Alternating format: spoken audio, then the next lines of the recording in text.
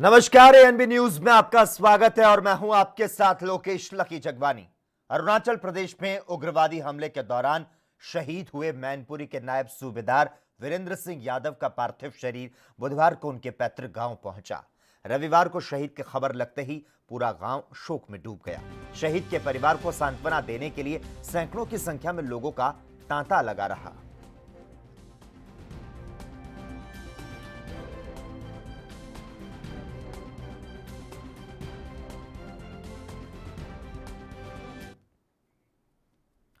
वहीं अगली खबर यूपी के रायबरेली से है, जहां पर पंपोर के आतंकी हमले में शहीद हुए रायबरेली के जवान का पार्थिव शरीर गांव पहुंचा। शहीद का पार्थिव पहुंचते ही गांव में लोगों का हुजूम उमड़ पड़ा। शहीद के पैतृक गांव डलमऊ के मीरानपुर में अंतिम यात्रा निकाली गई और गंगा घाट पर शहीद का अंतिम संस्कार हुआ।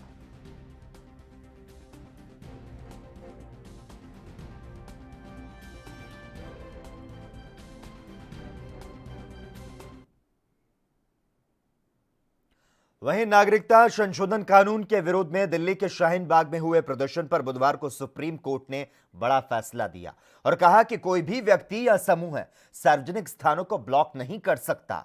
सुप्रीम कोर्ट ने कहा कि पब्लिक प्लेस पर अनिश्चित काल के लिए कब्जा नहीं किया जा सकता। जस्टिस एस के कौल ने कहा कि सीएए के विरोध में बड़ी संख्या में लोग जमा हुए थे और रास्ते को ब्लॉक कर दिया गया था। हालांकि सीएए के खिलाफ कई याचिकाएं कोर्ट में दाखिल हुई जो अभी लंबित है। सुप्रीम कोर्ट ने कहा कि मामले की सुनवाई के दौरान कोर्ट से अलग अलग फैसला दिया गया।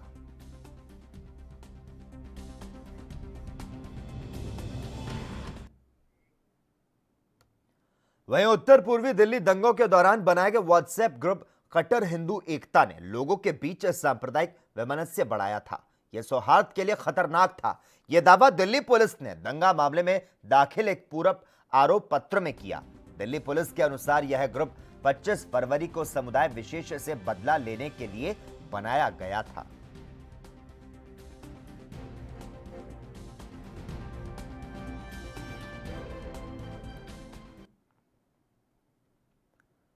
उधर हिमाचल प्रदेश के कुल्लू जिले में बने 9 किलोमीटर लंबे अटल टनल में उद्घाटन के बाद दुर्घटनाओं का सिलसिला शुरू हो गया है।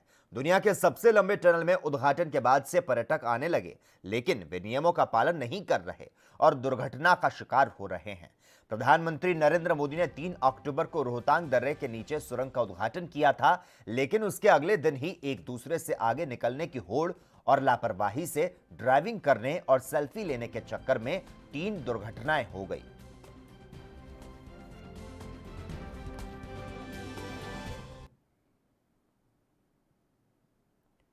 वहीं अटल टनल घूमने जाने वालों के लिए एक नई खबर है। अगर कोई भी अटल टनल से 200 मीटर पहले फोटो खींचते हुए या फिर फेसबुक पर लाइव करता हुआ पाया गया तो उस पर भी कानूनी कार्रवाई की जाएगी। इतना ही नहीं, टनल के भीतर किसी भी तरह की फोटोग्राफी और वीडियोग्राफी पर पूर्ण रूप से प्रतिबंध लगा दिया गया है, जिसके चलते अब पुलिस सतर्क हो चुकी है और ऐसा करने वाले लोगों पर कानूनी कार्रवाई की जाएगी। इस बारे में कुल्लू पुलिस ने अधिसूचना जारी कर दी है।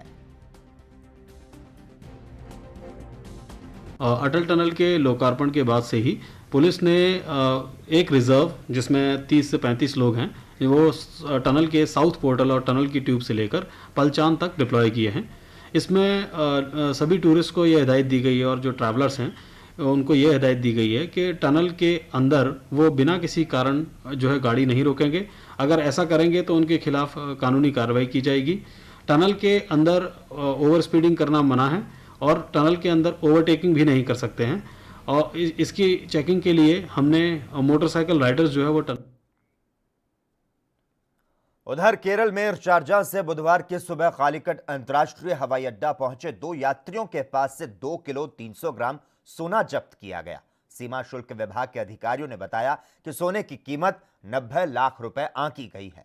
कोविड-19 महामारी के कारण बंद रहने के बाद उड़ान सेवाएं पुनः बहाल होने पर खाड़ी देशों से यात्रियों द्वारा केरल के 4 अंतर्राष्ट्रीय हवाई अड्डों पर सोने की तस्करी किए जाने के मामले बढ़ चुके हैं।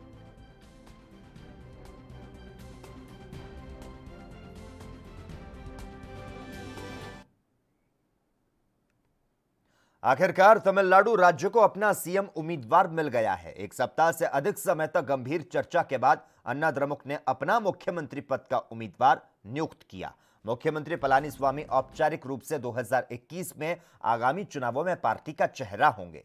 बुधवार को विधानसभा चुनाव के लिए पलानीस्वामी को सीएम उम्मीदवार घोषित किया गया, तो वहीं उनके कार्यकर्ताओं ने जमकर जश्न मनाया। सीएम पलानीस्वामी, जो पार्टी के संयुक्त प्रशासक है, उन्होंने एक संचालन समिति की स्थापना की घोषणा की।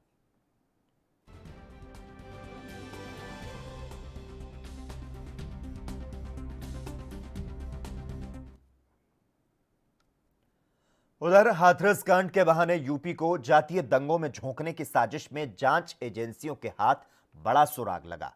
जांच एजेंसियों को मिले सबूत से इस बात का खुलासा हुआ कि यूपी में दंगे करवाने के लिए देश विदेश से 100 करोड़ रुपए से ज्यादा की फंडिंग हुई। सूत्रों के मुताबिक अकेले मॉरिशस से 50 करोड़ रुपए ट्रांसफर किए गए। अब हाथरस केस से जुड़े हर मामले को सीबीआई को हैंडओवर किया जाएगा।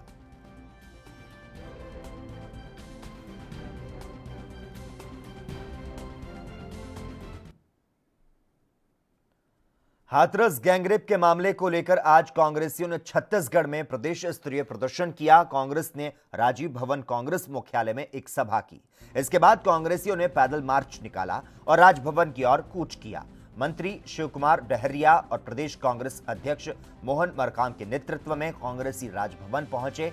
मंत्री शिवकुमार डहरिया ने कहा कि योगी और मोदी सरकार को बर्खास्त किया जाना चाहिए। पीड़िता को न्याय दिलाने के लिए कांग्रेस हर लड़ाई लड़ेगी। सरकार पीड़ितों को न्याय न देकर दोषियों को बचाने का जो काम कर रहा है, ये घोर निंदनीय है। चाहे उत्तर प्रदेश हो, चाहे छत्तीसगढ़ की बात हो, ऐसी घटनाओं की हम घोर निंदा करते हैं। और छत्तीसगढ़ की 2.5 करोड़ जनता की अपेक्षाओं पर माननीय भूपेश बघेल जी की सरकार खरा उतर रही है। छत्तीसगढ़ में घटनाएं घटी, तत्काल उस पर 24 घंटे के अंदर कार्यवाही हुई और जो है वे जेल के सलाखों के पीछे। हम लोगों ने हाथरस में जो घटना हुई उसके विरोध में और अपराधियों को गिरफ्तार करने के लिए हमारे सारे अनुसूचित जाति के लोग हमारे कांग्रेस पार्टी के नेतृत्व में आज महामहिम राष्ट्रपति जी के नाम में राज्यपाल जी को ज्ञापन सौंपा है। उनसे निवेदन किया है कि राष्ट्रपति जी तक इस बात को पहुंचाएं। उन्होंने कहा है कि मैं जरूर इस बात को राष्ट्रपति जी तक पहुंचाऊंगी और न्याय हो उस बेटी के साथ। उत्तर प्रदेश के हाथरस जिले में एक दलित महिला के साथ हुए गैंगरेप पर सियासत जारी है। कांग्रेस नेता अभिषेक मनु सिंघवी ने इस मामले पर सवाल उठाए। उन्होंने कहा कि इस केस के बाद जो कुछ हुआ वो बहुत ही अजीब है। घटना के कई दिन बाद तक कोई एक्शन नहीं लिया गया। सिंघवी ने कहा कि यह बहुत ही विचित्र है। उन्होंने बीजेपी सरकार पर जमकर निशाना साधा। ये अस्वाभाविक, अजीबोगरीब प्रतिक्रिया जो कभी सुनी नहीं गई वो ये है कि सरकार उत्तर प्रदेश की और सत्ताधारी बीजेपी देश के अलग अलग भागों में और केंद्र में ये 10-12 चीजें करते हैं जो मेरे हिसाब से एक गौरवशाली गणतंत्र को शर्म से अपना सर झुकाने के लिए।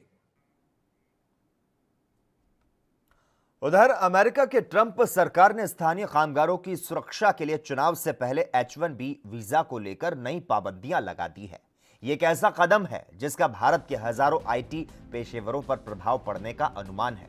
ट्रंप सरकार ने यह बदलाव ऐसे समय किया जब अमेरिका में राष्ट्रपति चुनाव में अब 4 सप्ताह से भी कम समय बचा है।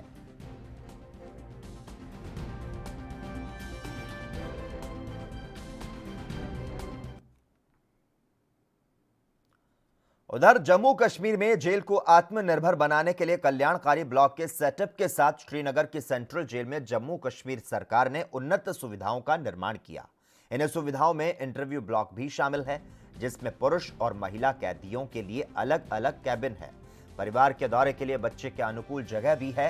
कैदी नाई की दुकान, व्यायामशाला, बेकरी की दुकान, मनोरंजन हॉल और कैदी कॉल सेवा में अन्य सुविधाओं का लाभ उठा सकते हैं।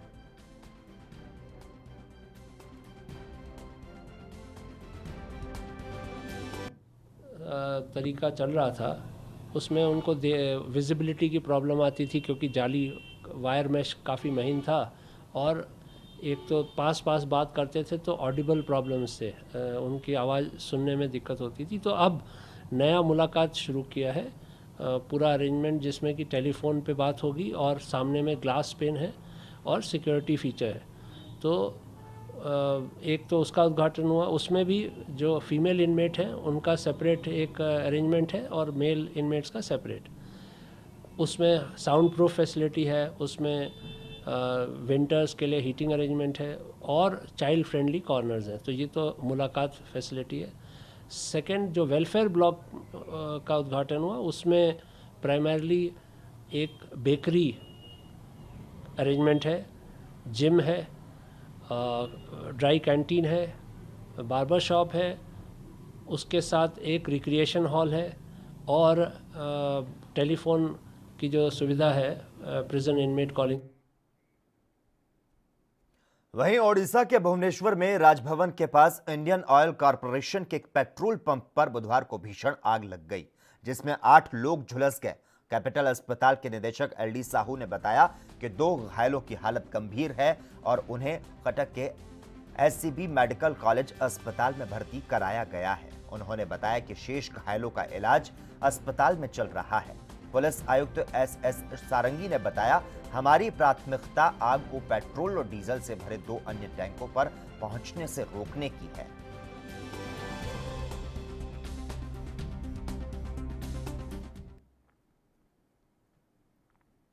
वहीं आंध्र प्रदेश के विशाखापट्टनम में बुधवार को आंध्र विश्वविद्यालय परिसर में तनाव व्याप्त हो गया।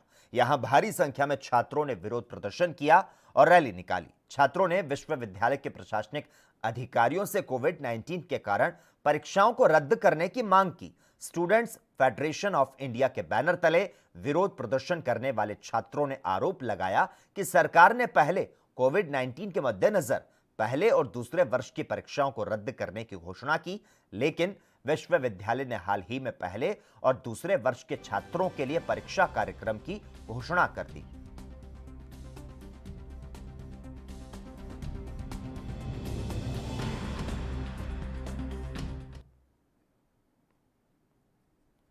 वहीं राजस्थान की बिगड़ी कानून व्यवस्था और रेप के लगातार बढ़ते मामलों को लेकर बीजेपी राज्यपाल के पास पहुंच गई।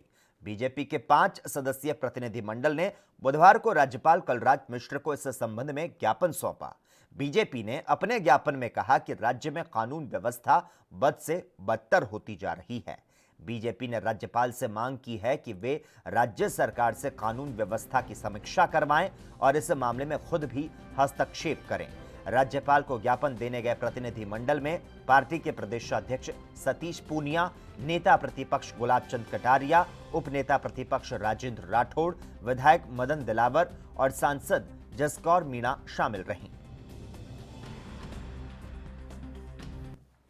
राज्य सरकार एक अधिकारी को नियुक्त करके न्यायालय तक उनका चालान तक जाए, इस प्रकार की योजना जो पिछली सरकार की थी वो भी इन्होंने बंद कर दी।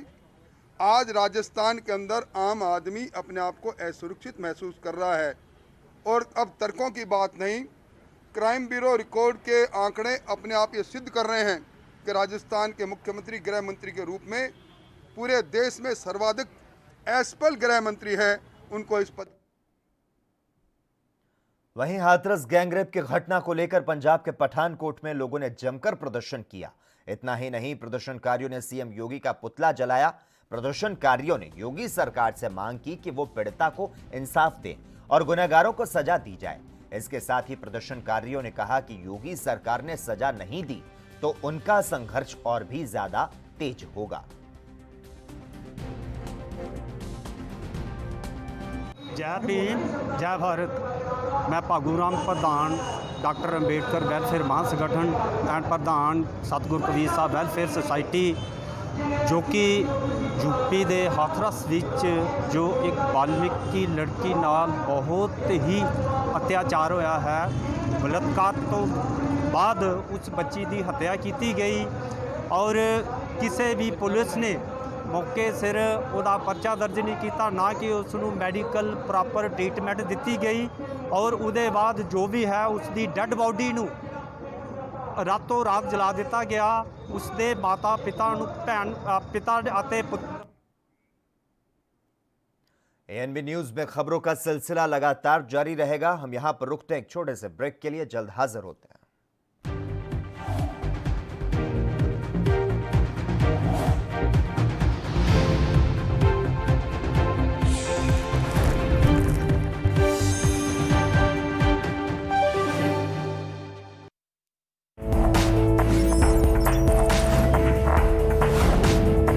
कम ब्रेक और ज्यादा खबरों के साथ देखिए ANB news in channel number पर। सबसे अलग अंदाज, हम बनेंगे आपकी आवाज, सवालों की धार, खबरों की बौछार, सिर्फ मेरे साथ एएनबी न्यूज पर।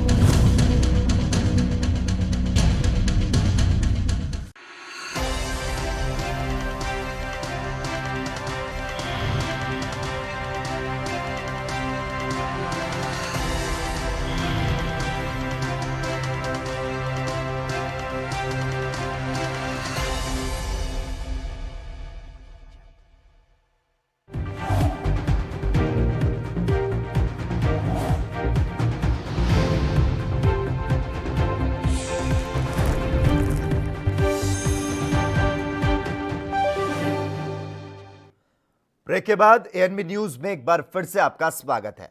चंडीगढ़ में खाद्य आपूर्ति विभाग के एसीएस पीके दास ने सरकार द्वारा खरीद के लिए की गई व्यवस्थाओं के बारे में जानकारी दी। आइए सुनते हैं क्या कुछ कहा उन्होंने। के लिए काफ़ी अच्छा इंतजाम किया गया है और इस बार भी रबी फसल जैसा आड़तियों और मिलर द्वारा कोशिश किया गया कि सरकार को ये खरीद के दौरान ऐसे कुछ बातों के लिए मजबूर किया जाए जिसको सरकार समझते हैं कि किसान के हित में और ट्रांसपेरेंसी के लिए ठीक नहीं है, लेकिन खरीद ठीक चल रही है और एक सिस्टम के तहत चल रही है।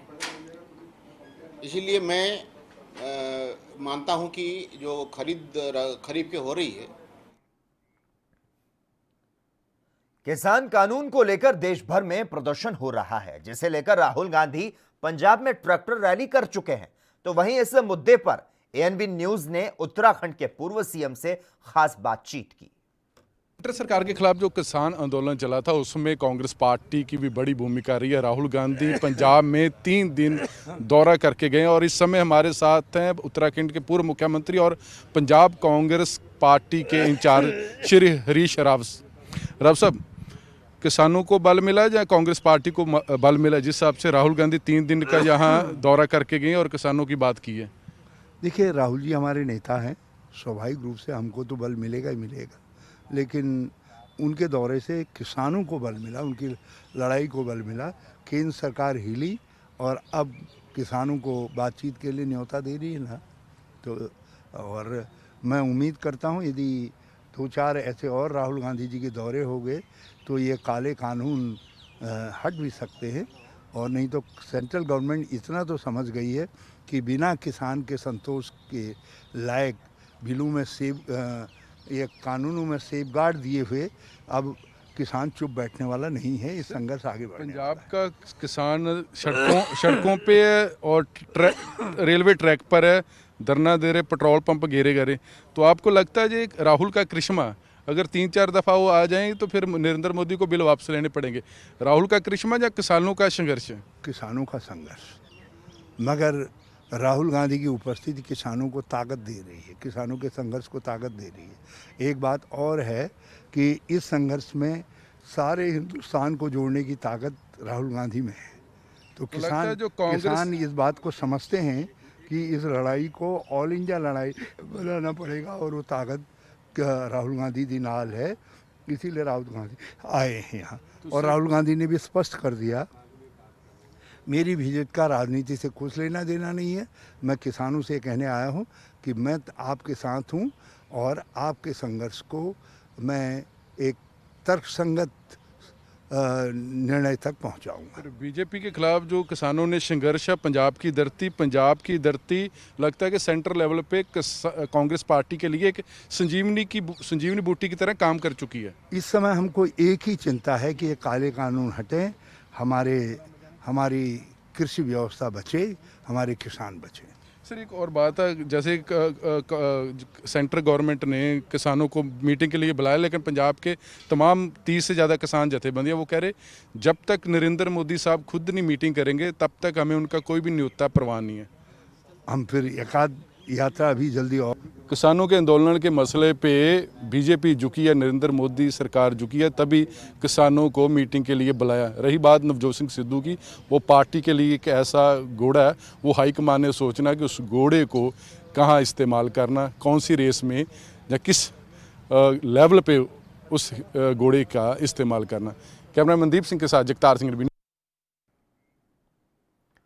अगली खबर पंजाब के भटिंडा से है, जहां पर पूर्व कैबिनेट मंत्री सिकंदर सिंह भटिंडा दाना मंडी पहुंचे और इस दौरान पत्रकारों के सामने रूबरू होते हुए सिकंदर सिंह ने बयान दिया कि बीजेपी के साथ अब कभी भी गठजोड़ नहीं करेंगे। तो साथ ही कहा कि 2022 के विधानसभा चुनाव में शिरोमणि अकाली दल बादल पार्टी अपने दम पर चुनाव लड़ेगी और बीजेपी पार्टी को भी पता चल जाएगा कि उन्हें कितनी सीट मिलती है।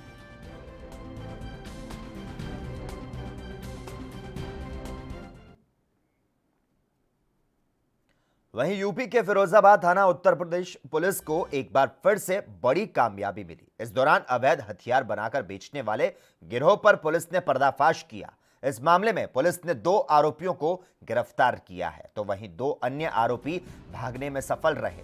पकड़े गए आरोपियों के पास से 10 तमंचा और राइफल समेत कई हथियार बरामद किए गए। तो वहीं इस मामले का खुलासा एसपी सिटी ने किया है।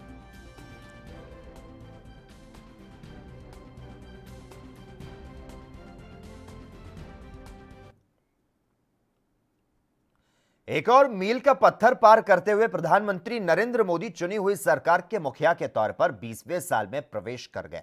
इस कड़ी में केंद्रीय गृह मंत्री अमित शाह ने प्रधानमंत्री नरेंद्र मोदी को बधाई दी। आगे बढ़ते हैं। केंद्रीय कैबिनेट ने बुधवार को 8,575 करोड़ रुपए की लागत से east west metro corridor project को पूरा करने के प्रस्ताव को अपनी मंजूरी दे दी। केंद्रीय मंत्री पीयूष गोयल ने बुधवार को यह जानकारी दी।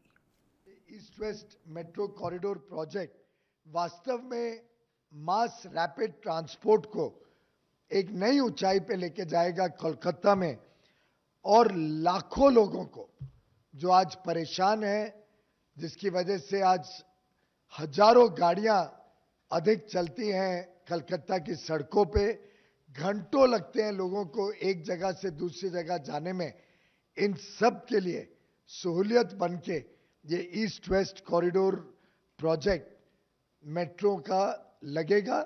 और अब दिसंबर 2021 तक ये पूरा 16.6 किलोमीटर लंबा east west metro corridor project.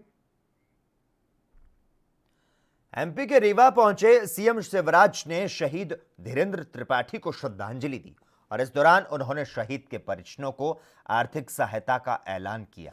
उन्होंने कहा कि देश की सीमाओं की सुरक्षा करते हुए अमर शहीद धीरेंद्र त्रिपाठी ने सर्वोच्च बलिदान दिया है। ऐसे शहीद को मैं मध्य प्रदेश की जनता की ओर से श्रद्धा सुमन अर्पित करता हूं। परिवार को राज्य शासन की ओर से 1 करोड़ रुपए की राशि दी जाएगी। उनकी पत्नी को शासकीय सेवा में नौकरी दी जाएगी।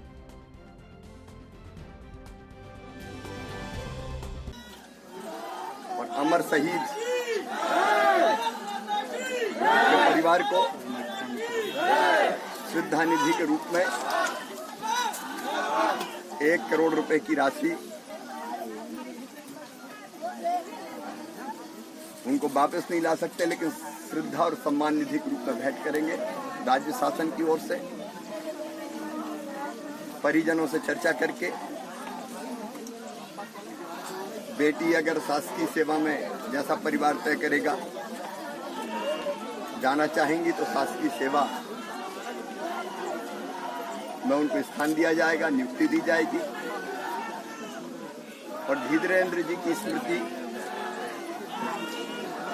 बनाए रखने के लिए उनकी प्रतिमा की स्थापना करेंगे, जो उपयुक्त स्थान पर ग्रामवासी, सांसद जी, विधायक जी और परिजन। उधर दिल्ली में प्रदूषण से लड़ने के लिए निर्माण स्थलों पर एंटी स्मॉग गन तैनात किए जा रहे हैं। ये मशीन हवा में पानी के कणों का छिड़काव कर प्रदूषण को नियंत्रित करती है और प्रदूषण से लोगों को राहत मिलती है। एक तकनीशियन ने बताया कि सर्दी शुरू होने से पहले दिल्ली में प्रदूषण बढ़ता है और इस दौरान निर्माण स्थल में प्रदूषण को रोकता है। इसीलिए हम दिन में 8 से 10 बार इस मशीन का इस्तेमाल करते हैं।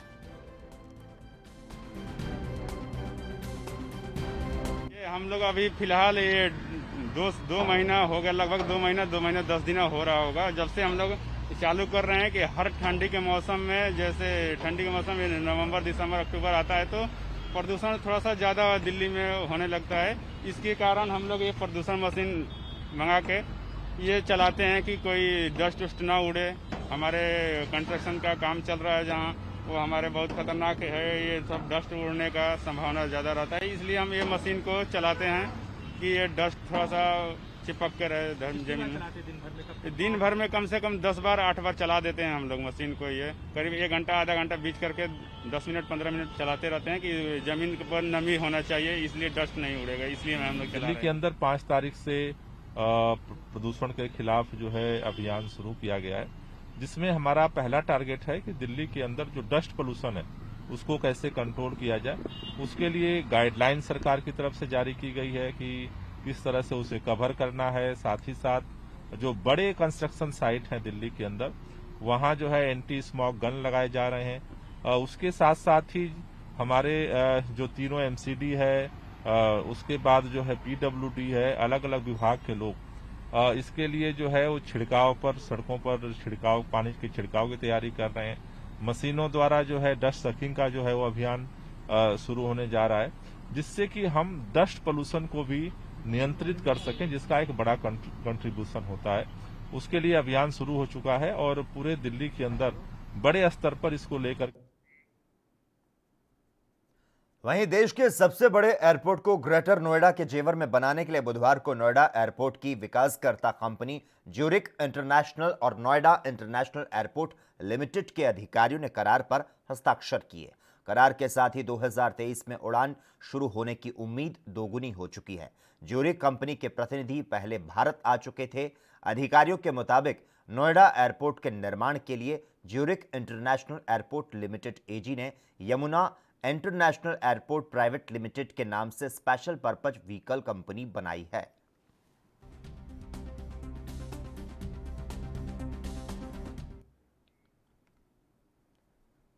और एरो इंडिया 2021 के राउंड टेबल में रक्षा मंत्री राजनाथ सिंह ने कहा कि हम भारत को रक्षा और एरोस्पेस उद्योगों में शीर्ष 5 देशों में बनाना चाहते हैं।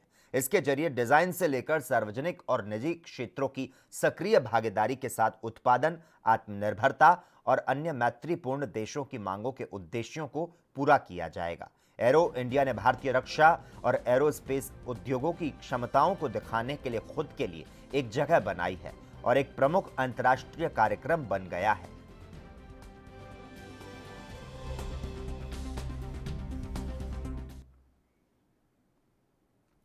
उधर पंजाब की 31 किसान जत्थेबंदियों की आज बैठक हुई और इस बैठक में फैसला लिया गया कि केंद्र सरकार द्वारा बुलाई गई बैठक में किसान जत्थेबंदियों के प्रधान शामिल नहीं होंगे। और इस दौरान कांग्रेस नेताओं ने कहा कि केंद्र सरकार जत्थेबंदियों में प्रधानों को इस तरह से बुलाकर आंदोलन को खत्म करना चाहती है। तो वहीं किसान नेताओं ने इसके अलावा पंजाब सरकार को भी अपना वादा पूरा करने के लिए 1 सप्ताह का समय दिया।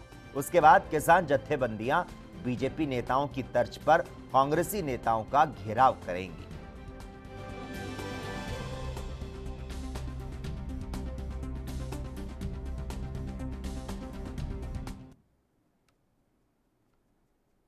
वहीं कन्नौज में प्रसव के लिए जिला अस्पताल में भर्ती कराई गई स्टाफ नर्स की प्रसव के दौरान चज्जा और बच्चा की मौत हो गई। परिजनों ने डॉक्टर पर गलत इंजेक्शन लगाने का आरोप लगाते हुए जमकर हंगामा किया। हंगामे की जानकारी मिलते ही सीएमओ और सीएमएस सहित अन्य अधिकारी मौके पर पहुंचे और घटना की जानकारी पुलिस को दी गई। पुलिस ने अस्पताल पहुंचकर शव का पंचनामा कर पोस्टमार्टम के लिए भेज दिया।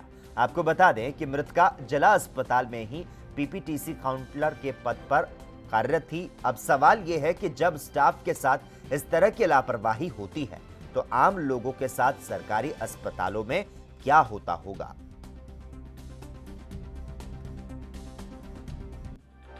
सुनीता ये आपको कौन है? भतीज बहू। क्या हुआ इनके साथ? इनके साथ घर से लेके आए तो सही थी, ठीक है। अब यहाँ हमने कहा देखो, तो कहने ड्यूटी पे थी, कोई दिक्कत नहीं थी, हैं। और जब हमने कहा देखो कह रहे 2 फिंगर लूज है, थोड़ा बच्चा ऊपर पे है, थोड़ा टाइम लगेगा। अब बात इन्होंने बोतल लगाई, बोतल लगाने के बाद 10 मिनट बाद टेबलेट खिलाया है, टेबलेट खिलाने के बाद फिर इनको बेहोश हो गई है। फिर उसके बाद कुछ नहीं, मोदी सर को बुलाया, वो भी आए, तुरंत कहले है ही नहीं कुछ है। अस्पताल के कर्मचारियों की लापरवाही हुआ है, तब तो स्टाफ को होके हुए नहीं बचा पाया तो किसको देखेंगे ये बताइए। अधिकारी, शीर्ष अधिकारी कुछ बोला इसमें? कुछ नहीं था, यहाँ पे कोई नहीं था, कुछ नहीं बोल रहे। सीमस कुछ नहीं कहा, सीमस ने कुछ नहीं। छोटे छोटे बच्चे क्या करेंगे ये बताओ, कहाँ जाएंगे बच्चे? छोटे छोटे बच्चे कहाँ जाएंगे? बता देते। मेरा नाम राम रूप है। आप इनके कौन है? हम हस्बैंड हैं इनके। क्या हुआ था इनके साथ, कौन है? अरे मेरी मैडम है सुनीता ऑन ड्यूटी पे थी, सुबह लेके आया, सब ठीक थी, बातचीत हुई, सब कुछ। अब यहाँ भर्ती किया, इन्होंने इंजेक्शन लगवाया, एकदम पता नहीं क्या दिक्कत हो गई, यहाँ की लापरवाही से ये सब हुआ है। किसकी लापरवाही नजर आ रही है? यहाँ डॉक्टरों की लापरवाही से। ये अस्पताल में ही कार्य कर रही थी? जी हाँ, अस्पताल में ही कार्य कर रही थी, ऑन ड्यूटी पे भी थी। हाँ, सब बातचीत की, सब कुछ थी, पता नहीं इंजेक्शन लगाया, तब से कोई दिक्कत हो गई, एकदम पता नहीं क्या। बच्चा दोनों की? जी दोनों को हो गई। अधिकारी क्या बता रहे हैं अभी? अधिकारी कुछ नहीं बता रहे हैं, कोई आया नहीं, बाद में आए, जब ख़त्म हो गए तब आए बाद में देखने। कुछ बताया नहीं तो हम बाहर ले जाते, अगर कुछ बता देते तो बाहर ले जाते, कोई अगर ऐसी स्थिति होती तो बताते थे, हम तुरंत बाहर ले जाते। हाँ, यही काउंसलर की पोस्ट पे ड्यूटी कर रही थी। आरोप की लापरवाही इसमें है, क्या मामला है? ये सुनीता हमारी ICTC काउंसलर थी, इनका जो है डिलीवरी था, ये 3rd डिलीवरी था इनका। और सुबह जब इनका जब ये डिलीवरी के लिए ऊपर 7:45 पे पहुंची हैं, तो उसके बाद अचानक से मेम्ब्रेन रप्चर हुआ है और उसके बाद संभवतः एम्बोलिज्म हो गया, जिसकी वजह से सडन कार्डियक अरेस्ट हुआ है। तो ये इनकी 3rd डिलीवरी थी। ऐसा भी वो था कि नॉर्मल हो जाए, क्योंकि बाकी 2 डिलीवरी नॉर्मल ही हुई हैं। तो ये दुखद एपिसोड हुआ है और अभी इनका जो है ये परिजनों का वेट किया जा रहा है। इनके हस्बैंड यहाँ पे हैं और परिजनों के वेट किया जा रहा है। परिजनों का कहना है कि गलत इंजेक्शन से इसकी मृत्यु हुई है। नहीं, जो मुझे सूचना है ऐसी कोई बात नहीं है। वो तो जब रिवाइव करने के लिए और जो मतलब जब कंडीशन लो होती है तो रिवाइव करने के लिए जो लाइफ सेविंग ड्रग्स होती हैं वो दी गई होंगी, लेकिन मेरी जानकारी में ऐसा कोई नहीं है। एएनबी न्यूज में खबरें अभी और भी है, यहां पर रुकते हैं एक और छोटे से ब्रेक के लिए।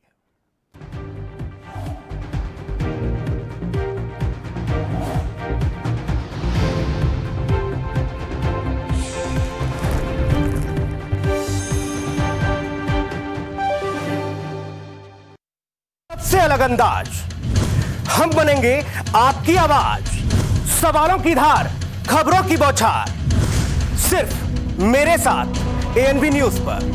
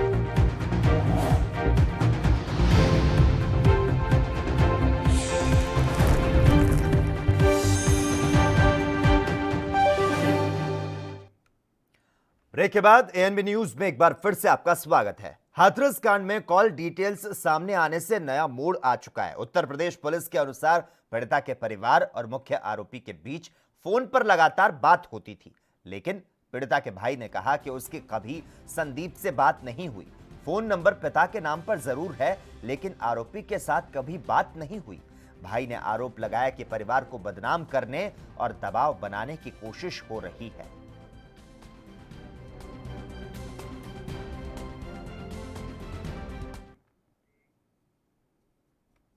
वहीं उत्तर प्रदेश के गोंडा जिले में मनरेगा में 74 लाख फर्जी भुगतान के प्रयास का मामला सामने आया। हेराफेरी करने का दोषी एपीओ गिरजेश कुमार बर्खास्त किया गया। जानकारी के मुताबिक मनरेगा में 74 लाख के फर्जी भुगतान की साजिश रचने वाले एपीओ के खिलाफ कार्रवाई से विभाग में हड़कंप मच गया। बीडीओ के सिंह संग मिलकर एपीओ ने 74 लाख रुपए के फर्जी भुगतान की साजिश रची थी। दोषी बीडीओ के सिंह के खिलाफ कार्रवाई के लिए आयुक्त ग्राम्य विकास को पत्र लिखा गया। वहीं जांच के दौरान एमआईएस पर फीड बिल वाउचर डाटा को डिलीट किया गया। जांच में दोषी कर्मियों के खिलाफ सीडीओ शशांक त्रिपाठी ने कार्रवाई की है।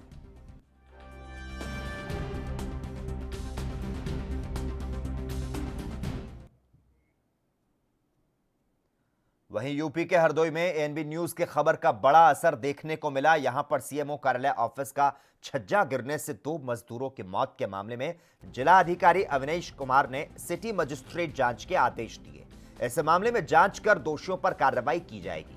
एएनबी न्यूज की खबर का जिला अधिकारी अविनाश कुमार ने संज्ञान लिया था और इसके बाद ये एक अहम फैसला लिया गया।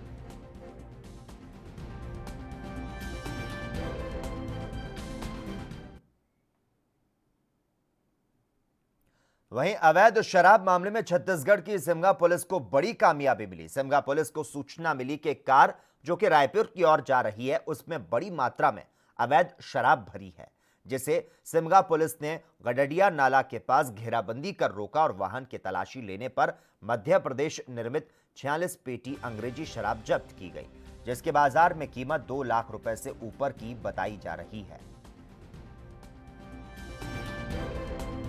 जो है तो मंडला से स्कॉर्पियो गाड़ी में स्कॉर्पियो क्रमांक CG04 B5611 में सूचना मिली थी कि मंडला से शराब आ रही है और थाना प्रभारी ने मुझे बताया था तो मैं भी आ गया था। मेरे नेतृत्व में नाकेबंदी की गई।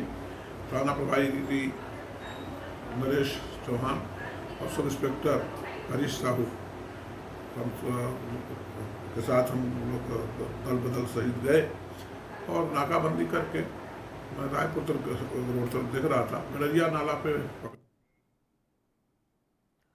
बिहार विधानसभा चुनाव 2020 का बिगुल बज चुका है। 3 चरणों में चुनाव होना है और इसी को लेकर हर पार्टी अपनी दावेदारी जनता के सामने पेश कर रही है। प्रथम चरण को लेकर नॉमिनेशन की अंतिम तारीख कल है और ऐसे में कई दलों के छोटे बड़े नेता नामांकन का काम कर रहे हैं। नामांकन प्रक्रिया के 7वें दिन आज एनडीए घोषी विधानसभा क्षेत्र से जगदीश शर्मा के बेटे और जदयू प्रत्याशी राहुल शर्मा ने नामांकन दाखिल किया।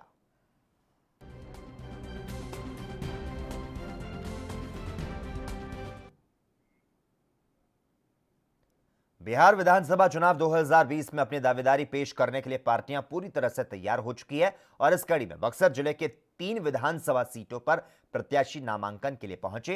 दरअसल डुमरांव सीट पर जदयू से ददन की टिकट कटने के बाद राजनीति के पहलवान अपने आवास पर नुक्कड़ सभा करते हुए डुमरांव शहर पहुंचे, जहां पर उनके समर्थन में हजारों की संख्या में लोग वहां मौजूद रहे। इस दौरान ददन पहलवान यादव ने बिहार के सीएम नीतीश कुमार पर निशाना साधते हुए कहा कि नंदनगांव में मुख्यमंत्री को ईंट पत्थर खाकर मैंने बचाया। वशिष्ठ दादा का मैंने सम्मान किया। अगर मुझे पता होता कि मेरी सीट कटने वाली है तो बिहार की राजनीति कुछ और ही होती।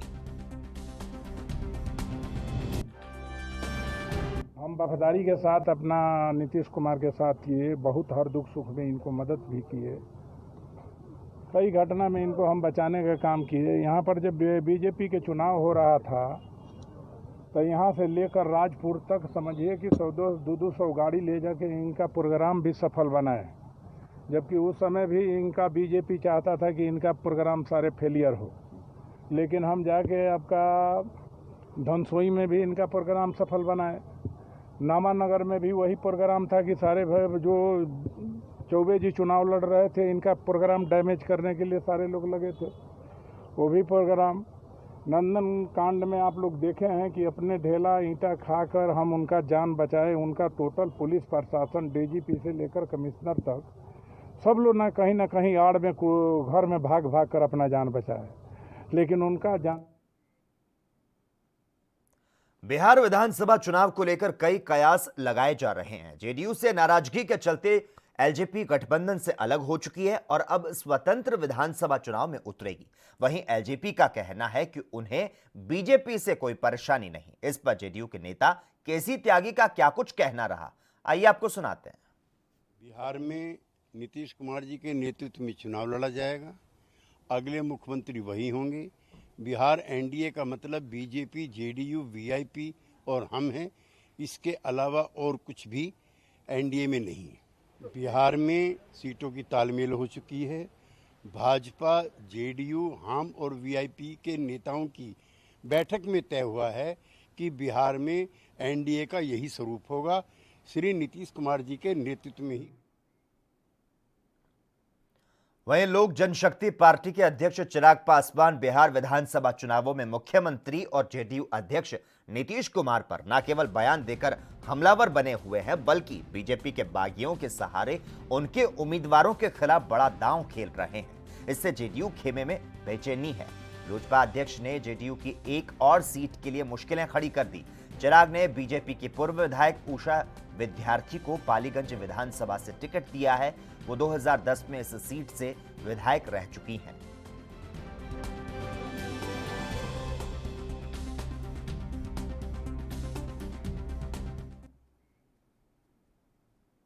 बिहार विधानसभा चुनाव में जेडीयू और बीजेपी के बीच सीटों का बंटवारा हो चुका है। इस बार का बिहार चुनाव दिलचस्प होने वाला है। पार्टियां सत्ता में आने के लिए हर संभव प्रयास कर रही है। चुनाव को लेकर बीजेपी सांसद सतीश चंद्र दुबे का क्या कुछ कहना रहा, आइए आपको सुनाते हैं। की बंटवारा हुई है जेडीयू और बीजेपी के बीच में। एक तरफ हम हैं तो दूसरे तरफ सहनी जी हैं। तो कुल मिला के चुनाव विकास का मुद्दा होगा और बेस्ट ढंग से चुनाव हम लोग लड़ रहे हैं और बहुत अच्छा ढंग से रिजल्ट भी होगा। आपको याद होगा 2010 में कि कितनी मजबूत सरकार बनी थी एनडीए का। ठीक उसी ढंग से वो उससे 10 सीट ज़्यादा होगा, कम नहीं होगा। एक मजबूत सरकार बनेगी बिहार में, जो विकास का सरकार होगा, जो गरीबों का सरकार होगा, सबका साथ, सबका विकास, सबका। वहीं छत्तीसगढ़ के जांजगीर में 5 अक्टूबर से 12 अक्टूबर तक सघन सर्वेक्षण अभियान चलाया जा रहा है, जहां स्वास्थ्य विभाग की टीम ने घर घर जाकर कोविड-19 के लक्षणात्मक मरीजों की पहचान का काम शुरू कर दिया है। तो साथ ही अभियान के तहत 12 अक्टूबर तक सर्वे का काम पूरा कर लिया जाएगा। आपको बता दें, कोरोना से छिड़ी जंग में जीत हासिल करने और लोगों के स्वास्थ्य की रक्षा के लिए जांजगीर में खास तैयारी की गई है। तो वहीं सर्वे के लिए ग्रामीण और शहरी इलाकों में आंगनबाड़ी कार्यकर्ताओं और स्वास्थ्य कार्यकर्ताओं समेत कई लोगों की ड्यूटी लगाई गई है। 5 अक्टूबर से 12 अक्टूबर तक पूरे ज़िले में सघन सर्वेक्षण अभियान चलाया जा रहा है। ये 8 दिनों का जो सघन सर्वेक्षण है, इसमें घर घर जाकर के हमारे मितानी आंगनबाड़ी कार्यकर्ता और हेल्थ डिपार्टमेंट की जो टीम बनी है, वो टीम प्रत्येक घरों में जाकर के चेक कर रही है कि कितने लोग कोरोना के सिम्टम से ग्रसित हैं। उन लोगों का जिनको भी सिम्टम मिलेगा, उन लोगों का टेस्ट कराया जाएगा और अगर कोरोना पॉजिटिव होगा तो उनका तत्काल इलाज प्रारंभ किया जाएगा।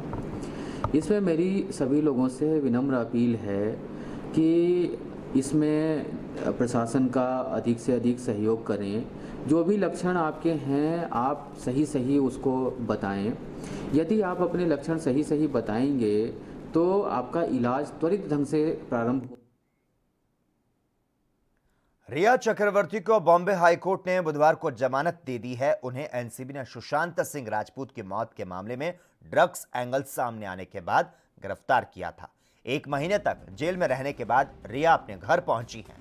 हालांकि बेल ऑर्डर पे रिया के लिए कुछ शर्तें रखी गई है और रिया को 1 लाख रुपए के निजी मुचलके पर जमानत दी गई है।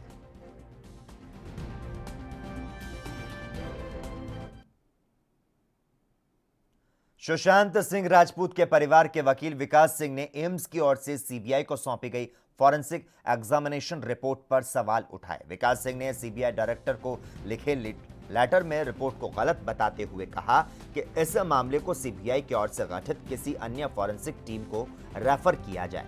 विकास सिंह ने लेटर में कहा कि सुशांत सिंह केस में एम्स की ओर से सीबीआई को सौंपी गई जांच रिपोर्ट के बारे में वो मीडिया में पढ़ रहे हैं। जांच टीम का हिस्सा रहे कुछ डॉक्टर भी टीवी पर बयान दे रहे हैं। हालांकि बार बार प्रयास के बावजूद हमें रिपोर्ट की कॉपी नहीं दी गई।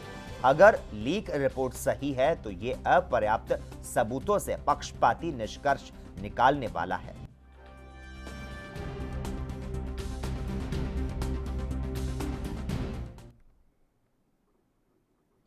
वहीं बॉलीवुड अभिनेत्री ऋचा चड्ढा ने फिल्म निर्देशक अनुराग कश्यप पर दुष्कर्म का मामला दर्ज करवाने वाली अभिनेत्री पायल घोष पर मानहानि का मुकदमा दायर किया है।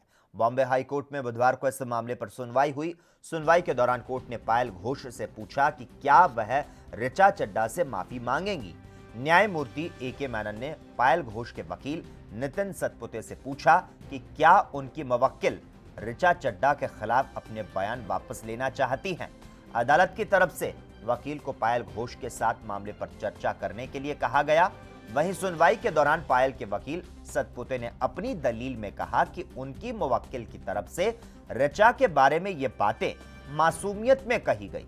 वो ऋचा का सम्मान करती है।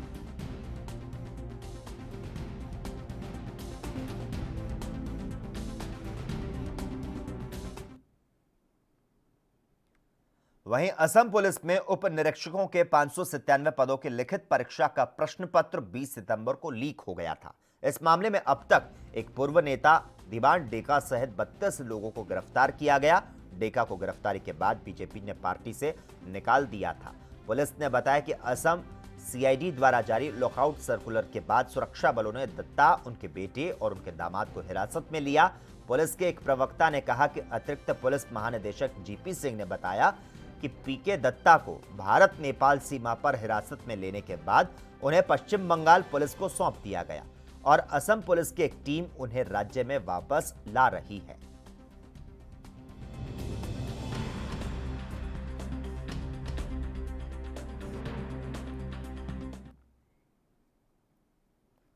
वहीं मोदी कैबिनेट के फैसलों को लेकर केंद्रीय पेट्रोलियम मंत्री धर्मेंद्र प्रधान ने प्रेस कॉन्फ्रेंस में कहा कि जीवाश्म ईंधन के आयात पर हमारी निर्भरता धीरे धीरे कम हो रही है। नेचुरल गैस प्राइसिंग मैकेनिज्म को लेकर उन्होंने कहा कि इसे और ज्यादा पारदर्शी बनाया जाएगा। इसके लिए कैबिनेट ने ई बिडिंग की मंजूरी दे दी है। इलेक्ट्रॉनिक बिडिंग को लेकर अलग से गाइडलाइन जो है वो तैयार की जाएगी। कुछ स्पष्टता रखी जो हमारी सरकार की एक कॉन्शियस अप्रोच रही है। ईज ऑफ डूइंग बिजनेस बढ़ाना है, इन्वेस्टमेंट फ्रेंडली बिजनेस एटमॉस्फेयर लाना है। उस हिसाब से सुधार हम करेंगे, डी बॉटलनेकिंग करेंगे तो रेवेन्यू अर्निंग होगा, रोजगार बढ़ेगी और कुल मिला के हम जो नेचुरल रिसोर्स को विशेष करके फॉसिल फ्यूल को बाहर से इंपोर्ट करना पड़ रहा है, हमारी डिपेंडेंसी धीरे धीरे खत्म होगी। 2016, 17, 18, 19 ये सारे जो रिफॉर्म हुए उस रिफॉर्म की अभी फ्रूट्स मिलने की टाइम। वहीं प्रगतिशील समाजवादी पार्टी के प्रदेश कार्यकारिणी की एक दिवसीय बैठक हुई और इस दौरान राज्य और केंद्र सरकार की नीतियों का विरोध किया गया और साल 2022 के विधानसभा चुनाव की तैयारियों में जुटने का आह्वान किया गया। बसपा प्रदेश मुख्यालय में प्रदेश कार्यकारिणी की बैठक शिवपाल यादव की अध्यक्षता में शुरू हुई। उन्होंने उत्तर प्रदेश विधानसभा के 2022 में होने वाले चुनाव के लिए अभी से जुटने का आह्वान किया।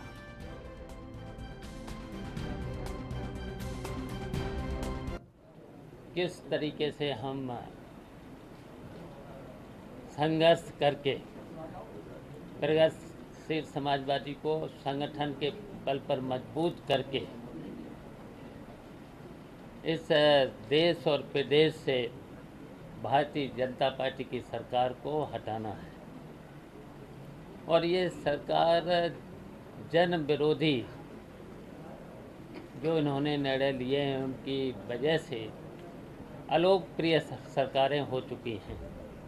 तो इसके लिए हम सभी ने आज निर्णय लिए हैं और हमारे सभी पदाधिकारियों के जो विचार आए हैं उनको लेकर के हम वहीं मध्य प्रदेश के इंदौर में पुलिस के हाथ बड़ी कामयाबी लगी है। दरअसल पुलिस ने चेकिंग के दौरान एक युवक मोहन लाल को 50,90,000 रुपए के साथ गिरफ्तार किया। पकड़े गए युवक का कहना है कि वो एक व्यापारी है और इंदौर से उज्जैन की ओर जा रहा था। आशंका जताई जा रही है कि ये रुपया सांवेर विधानसभा उपचुनाव के लिए ले जाया जा रहा था। लेके आइए 50 लाख रुपए आपको। घर से मतलब कहाँ से आ रहे थे आप? दुकान में। तो ये मतलब ये जो इतना अमाउंट है ये कहाँ पर लेके जा रहे थे? कहाँ इंदौर लेके आ रहे थे व्यापार करने के लिए। कहाँ पर? व्यापार करने के लिए लेके आ रहे थे, किसी व्यापारी को लेने? व्यापारी को देना था। कौन से व्यापारी, कुछ नाम पता लिखा है आपने? किसी को बताया? सर अब ये सब चीज थोड़ी बताई जाती है। तो आप इतनी बड़ी रकम लेके जा रहे थे, आपने संतुष्ट बता दिया?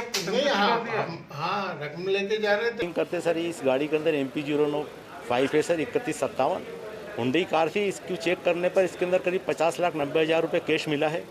ये मोहनलाल सोनी करके स्वर्णकार हैं, अपने आप को इटारसी का बताते हैं और इनसे पूछताछ करने में ये बता रहे हैं कि मैं पेमेंट देने किसी ज्वेलर्स को ही आया था। यहाँ पे मेरा ज्वेलर्स का कारोबार है सर। और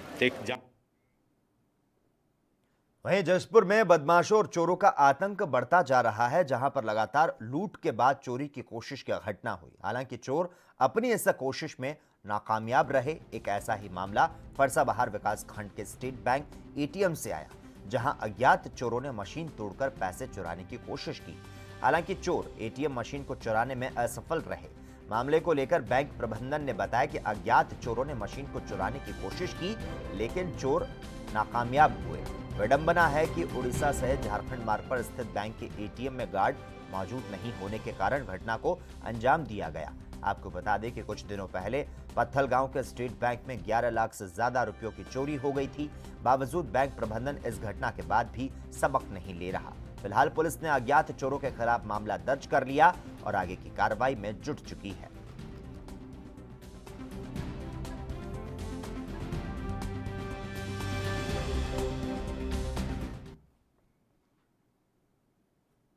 वहीं कन्नौज के ग्राम नेकपुर खत्री की दर्जनों महिलाएं कलेक्ट्रेट परिसर पहुंची। महिलाओं ने आवास के नाम पर हुई अवैध वसूली की जांच की मांग की। महिलाओं ने रुपए वापस दिलाए जाने की भी मांग DM से की। शिकायती पत्र में कहा गया कि रोजगार सेविका राधिका कटियार ने आवास का लाभ दिलाए जाने के नाम पर 5-5 हजार रुपए दिए, लेकिन न आवास का लाभ मिल रहा है और न ही रुपए वापस किए जा रहे हैं। पीड़ित महिलाओं ने DM से न्याय की गुहार लगाई है।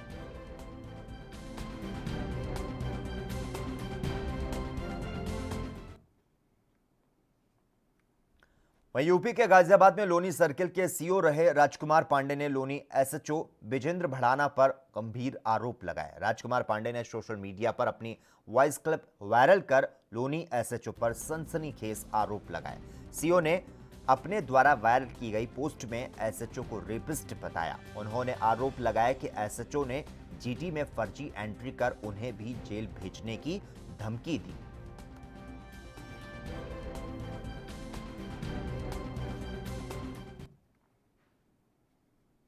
यूपी में कानपुर नगर के हमराज कॉम्प्लेक्स के पास एक ट्रक ने बाइक को टक्कर मार दी। इस हादसे में एक की मौके पर ही मौत हो गई, जबकि एक गंभीर रूप से घायल हो गया। जानकारी के मुताबिक नो एंट्री में आ रहे सीमेंट से लदे ट्रक ने बाइक को टक्कर मार दी, जिसमें एक ही परिवार के 2 लोग सवार थे और हादसे में एक की मौके पर मौत हो गई, जबकि एक को गंभीर हालत में अस्पताल में भर्ती कराया गया। तो वहीं पुलिस ने मृतक के शव को पोस्टमार्टम के लिए भेज दिया और मामले में आगे की जांच में जुट चुकी है। चौराहे पकड़े तो ट्रक वाले आ रहा था, पीछे उसकी टक्कर पड़ी हल्की सी एवेंजर से, तो वो चाहता रोक लेता उसको, उसने रोका नहीं, उसने भगाने की कोशिश की तो उसके पिछले पैर में उसका पूरा सिर आ गया। ये लोग किस चीज से आ रहे हैं? ये एवेंजर बाइक बल्कि इनकी अपनी साइड में जिनकी बाइक दिखनी चाहिए अपनी साइड अंदर में पीछे टक्कर मारी कि आगे? पीछे टक्कर मारी उसने।